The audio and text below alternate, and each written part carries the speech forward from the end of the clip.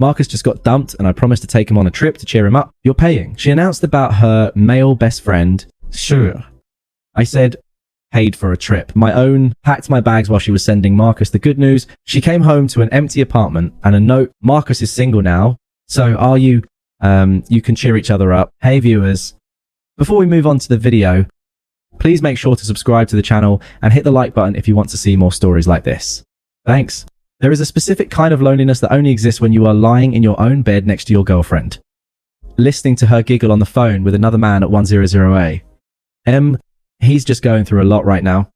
Chloe would whisper to me, shielding the screen of her phone like she was protecting state secrets. He needs support. Don't be that guy. That guy was me. The insecure boyfriend, the jealous tyrant, the man who didn't understand the sacred platonic bond between a woman and her male best friend. His name was Marcus. And if you looked up failure to launch in the dictionary, you'd see his smug, patchy bearded face. Marcus was 28, unemployed by choice. He called it consulting, and functionally living on my couch. I paid the rent for our 2-bedroom apartment in the city. I paid the utilities. I filled the fridge with organic groceries because Chloe insisted we eat clean. And Marcus consumed it. I'd come home from a 10-hour shift at the architecture firm to find Marcus barefoot on my coffee table, playing my PlayStation, eating the meal prep I had made for my lunch the next day. Yo, up. He'd say, not even pause in the game. We're out of LaCroix. We are out. When I brought this up to Chloe, she treated me like I kicked a puppy. Marcus is sensitive. She'd say, her eyes wide with manufactured disappointment. He doesn't have the privileges. You have a career.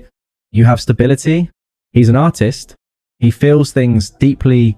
Why can't you just be generous? Why does everything have to be a transaction with you? That was her favorite weapon, labeling my boundaries as transactional. If I asked why Marcus didn't chip in for the pizza he ordered on my account, transactional. If I asked why he needed to be in our living room 6 nights a week, possessive. For 2 years, I swallowed it. I loved Chloe, or at least I loved who Chloe was when Marcus wasn't around. She was vibrant, funny, and ambitious, but the moment Marcus texted, usually some crisis about a girl not texting him back, or his landlord threatening eviction, she transformed. She became his mother, his therapist, and his savior. I became the wallet. The dynamic was simple. I funded the life. Marcus enjoyed the lifestyle. I bought the nice whiskey. Marcus drank it while explaining to Chloe why modern capitalism was a scam. I paid for the streaming services. Marcus used my profile because he didn't want to mess up his algorithm. I tried to set boundaries. No. Marcus after 10 p.m.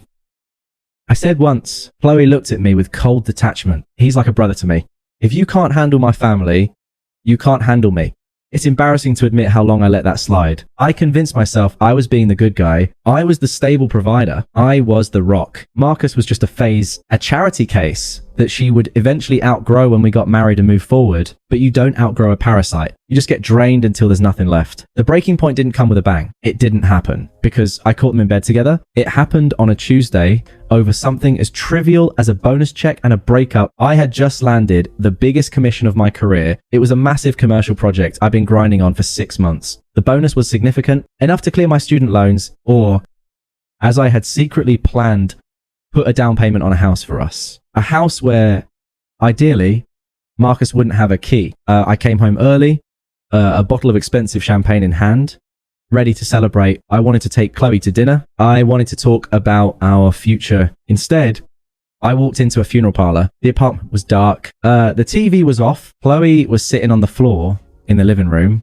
surrounded by used tissues, rocking back and forth. My stomach dropped. I thought someone had died. Chloe, I dropped my bag. Baba, what's wrong? Is it your mom?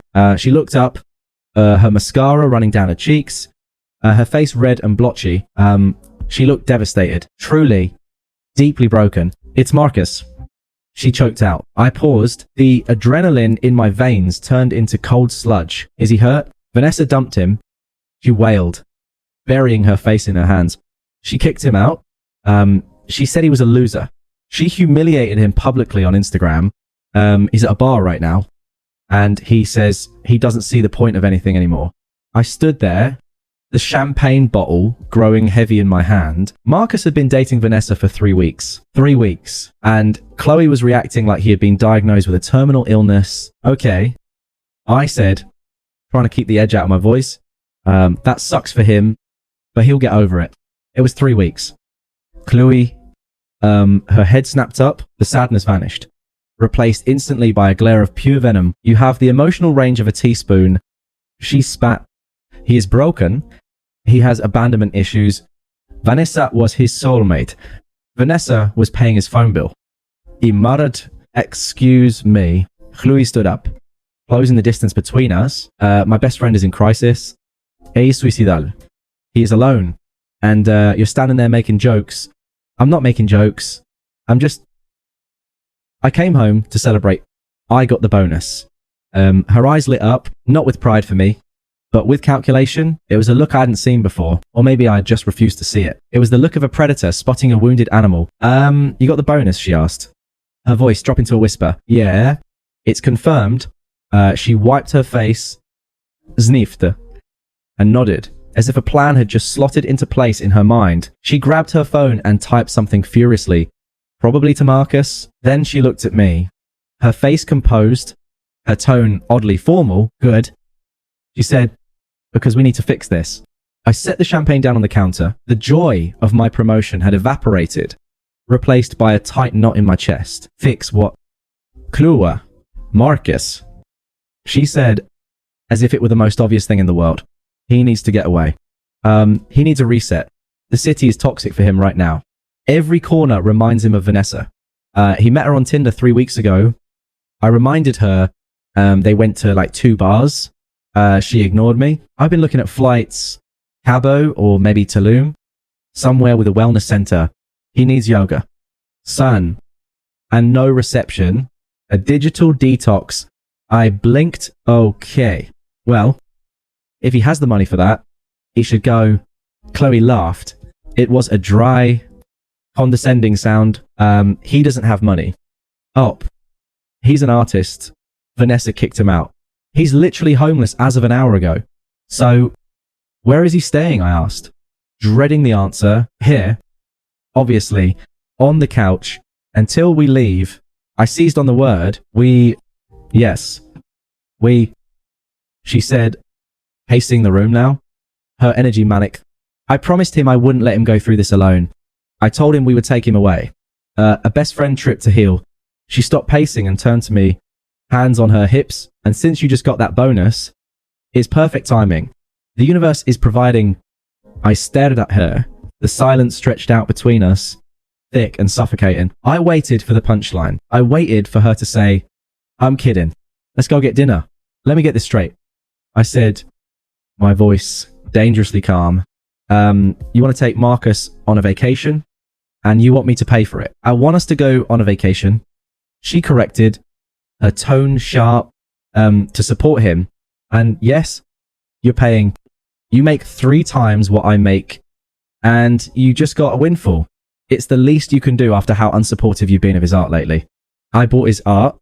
I said, I paid $500 for that canvas that looks like a coffee stain. You're doing it again, she shouted. Keeping score. Money is just energy. Op. It flows.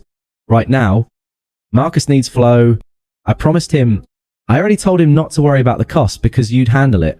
The audacity hit me like a physical slap. She had already promised my money to another man. A man who treated me with barely concealed contempt. And where do I fit into this trip? I asked, am I sharing a room with you?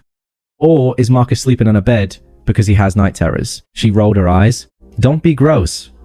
We'll get a suite. You can do whatever you do. Read your books. Sit by the pool. Marcus and I will need a lot of one-on-one time for him to process the trauma. You just need to be there to facilitate, to be the rock. Like you always say, you are facilitate. That was the word that did it. I wasn't a boyfriend. I wasn't a partner. I was logistics. I was the funding committee for her emotional affair. She didn't want me there. She wanted my credit card there. If she could have taken the visa and left me at home, I looked at her, really looked at her. I saw the entitlement etched into her pretty features. I saw the complete lack of respect. She wasn't asking me for a favor. She was demanding tribute. She genuinely believed that my purpose on this earth was to subsidize the man she actually respected. Something inside me snapped. It wasn't a loud snap. It wasn't an explosion. It was the sound of a heavy tether finally being cut. The anger that had been simmering for 2 years didn't boil over. It froze.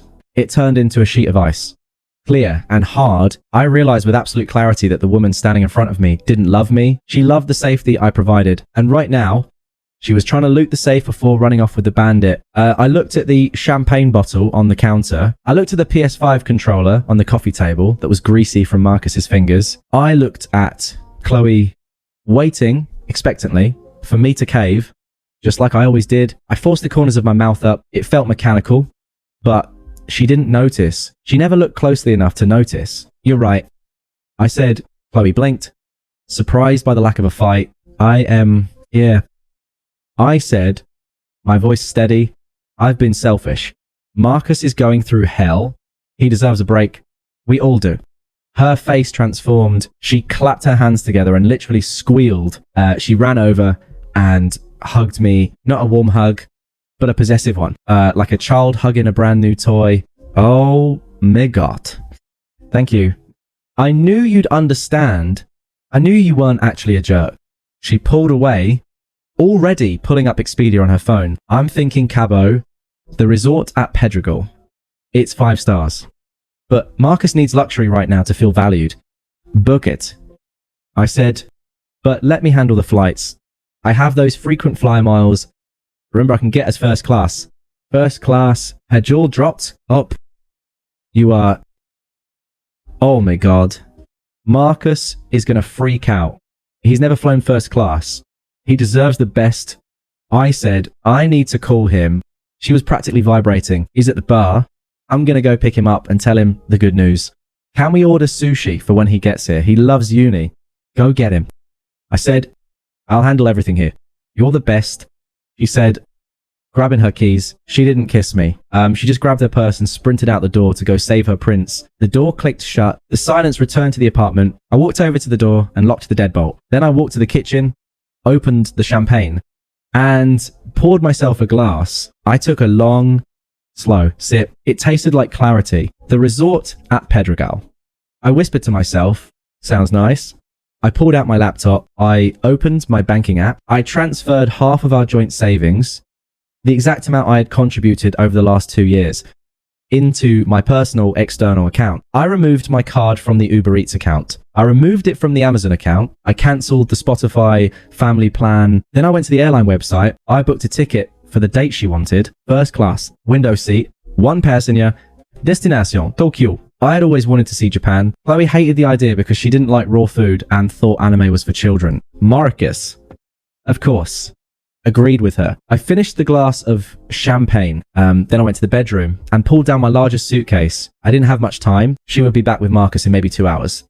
Drunk on victory and expecting premium sushi. I didn't plan on being there when they arrived, and I certainly didn't plan on paying for the unagi. I moved with the efficiency of a crime scene cleaner. The moment the deadbolt clicked, I started a timer on my phone. 2 hours. That was my window before Chloe returned with her broken artist. I didn't pack clothes first. I packed the leverage. I unplugged the 6.5-inch OLED TV I had bought for the Super Bowl 3 months ago. I boxed up the PS5 and the controllers.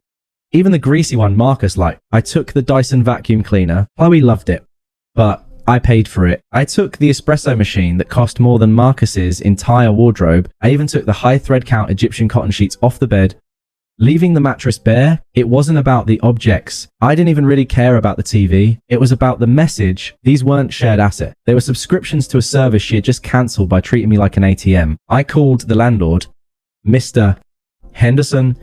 He was an old school guy who liked me because I actually fixed things instead of calling him for every leaky faucet. Hey, Mr.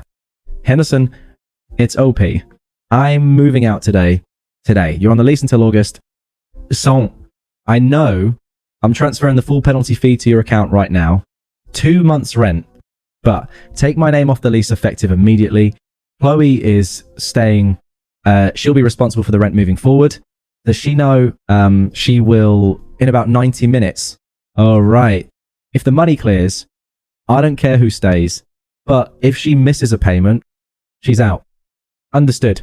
I transferred the money. It hurt to see that chunk of savings vanish, but I viewed it as a severance package. The price of freedom. Next, I called the utility companies, power, water, internet, all in my name. I scheduled a disconnect for the following morning. I didn't want her to come home to a dark apartment. That seemed petty. I wanted her to wake up in a dark apartment. That seemed educational. By the 90-minute mark, the apartment looked like a skeleton. The walls were bare. The entertainment center was empty. The kitchen counters were stripped of the toaster, the blender, and the knife block. I packed 2 suitcases with my clothes, my laptop, and my documents. I left her stuff untouched. Her piles of fashion magazines, her yoga mats, her collection of crystals that were supposed to ward off bad energy. Ironically, they didn't seem to be working. I stood in the middle of the living room one last time. It echoed now. It felt cold. I walked to the kitchen counter. I took a piece of the heavy cream-colored cardstock Chloe used for her affirmation notes and a thick black marker. I wrote the message clearly. No scribbles. No angry exclamation points. Just facts.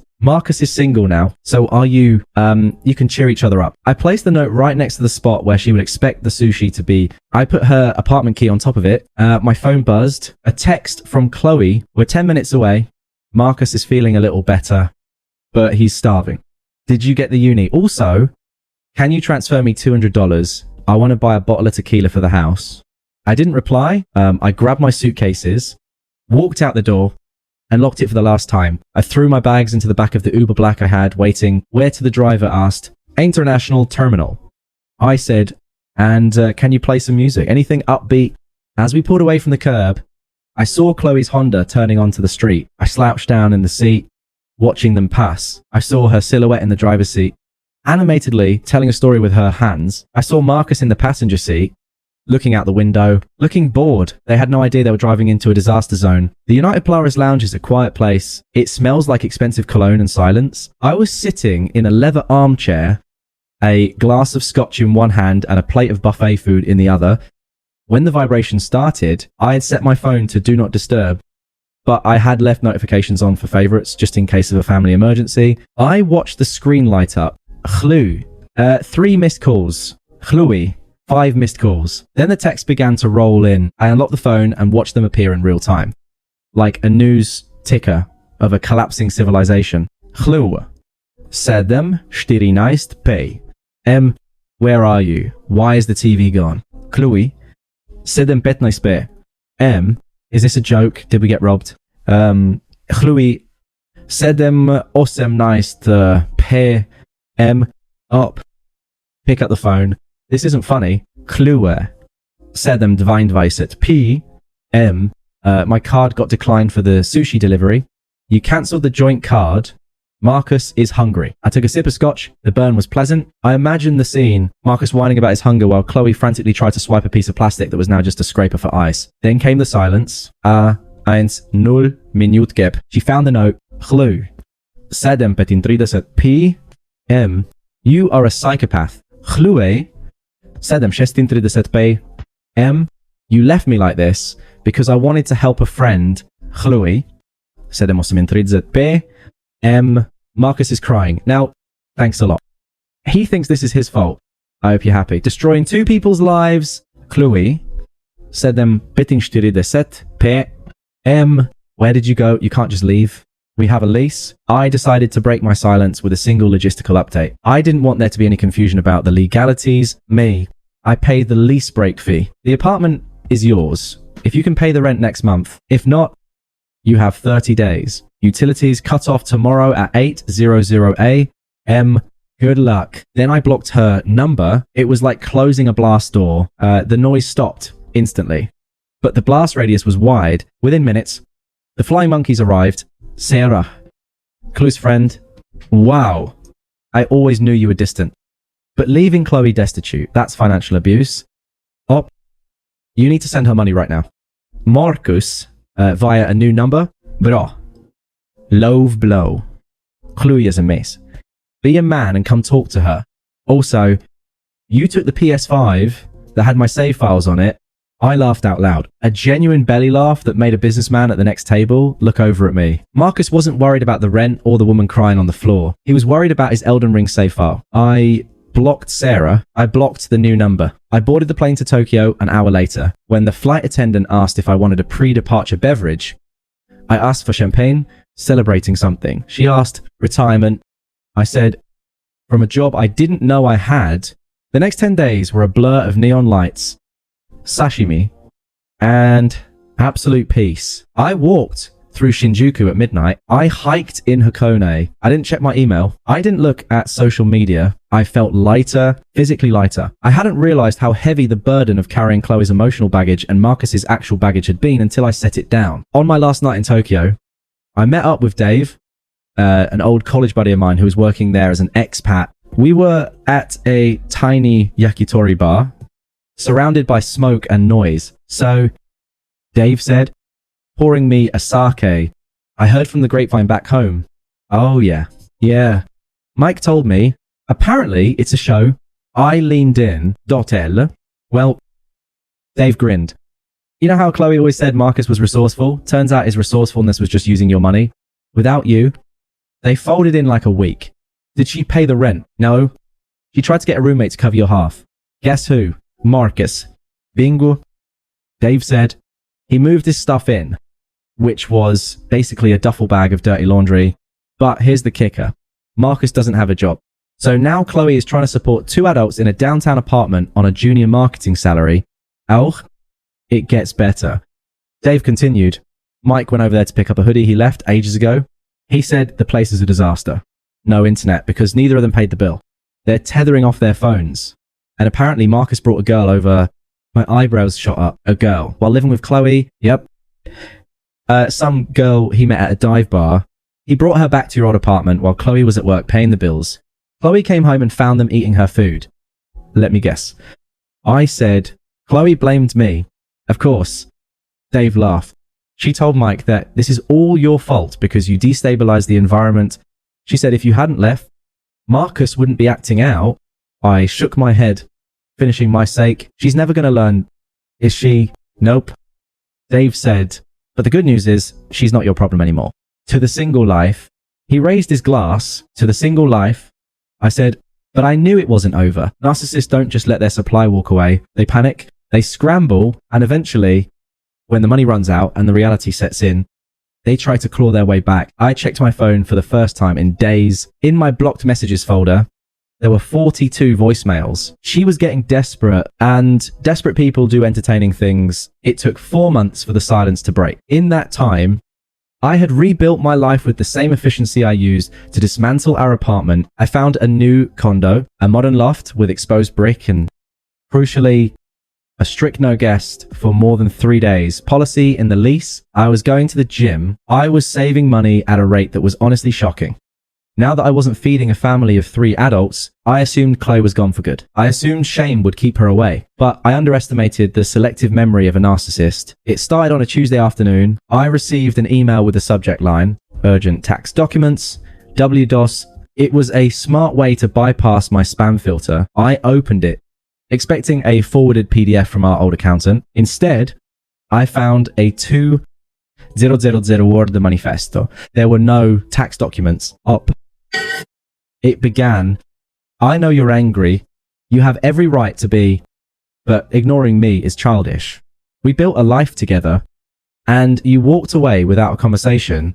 I skimmed the first few paragraphs. It was the standard greatest hits album of a manipulator. The guilt trip, I had to move back in with my parents. Do you know how humiliating that is at 27? The revisionist history, I never prioritized Marcus over you. I was just trying to be a good person. You punished me for having empathy. The trap, I just want to meet for coffee to get closure. I have some of your mail, please. I didn't reply. 2 days later, the tactic shifted. She found me on LinkedIn. The one place I couldn't block her without her seeing. I viewed her profile. She sent a connection request with a note. He stole from me. Op. You were right. Please. I just need to talk to someone who understands. That one almost got me. Almost. The validation was tempting. He stole from me. Of course. He did. A parasite doesn't stop eating just because the host changes. It just bites harder. I still didn't reply. But desperation is a powerful engine. A week later, I walked out of my office building at 5:30 p.m. I was heading toward the parking garage, checking my phone, when a figure stepped out from behind a concrete pillar. You look different. A voice said. I looked up. It was Chloe. She looked diminished. That's the only word for it. The glowing, high-maintenance girl who used to spend hours on her skincare routine was gone. Her hair was pulled back in a messy bun. That wasn't stylish. It was just messy. She was wearing a coat I recognized, but it looked worn. She looked tired, deeply, structurally tired. Chloe, I said. I didn't stop walking, but I slowed down. How did you know I worked here? LinkedIn. She said, falling into step beside me. You updated your profile? What do you want? I told you. Closure. She tried to grab my arm, but I sidestepped it smoothly. She flinched at the rejection, and I wanted to tell you that you were right about everything. She stopped walking. I stopped a few feet away, keeping a safe distance. Marcus is gone. She said, her voice trembling. I kicked him out 2 months ago. He stole my debit card. He spent $600 on online gambling. When I confronted him, he told me I was being toxic and that I sounded just like you. She looked at me with wet, pleading eyes, waiting for me to say, oh, you poor thing. Come here. Sounds like Marcus. I said simply, I was so stupid. She cried, the tears starting to flow now. I thought he was my best friend, but he just used me. He drained me. Up, emotionally, financially, I have nothing left. She took a step closer. I miss you. I miss how safe I felt with you. I know I messed up, but we were a team. Can't we just grab a coffee? No, Marcus. Just us. We stood on the sidewalk.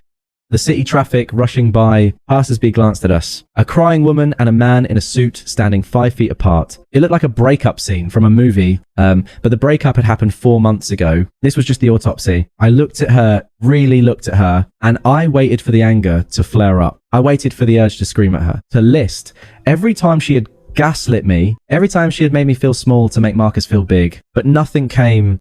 No anger, no sadness, no triumph, just boredom. Chloe, I said, my voice calm, I'm not going to get coffee with you. Why? She sobbed. Because you're still punishing me, because you're too proud. No. I said, because I don't know you. She recoiled as if I'd slapped her. What? We lived together for 2 years? I live with a woman who treated me like a utility bill. I corrected her. I lived with a woman who looked me in the eye and told me to pay for another man's vacation because my feelings mattered less than his ego. I told you I was sorry about that. She shouted, her voice cracking. I was manipulated. He made me feel like I owed him.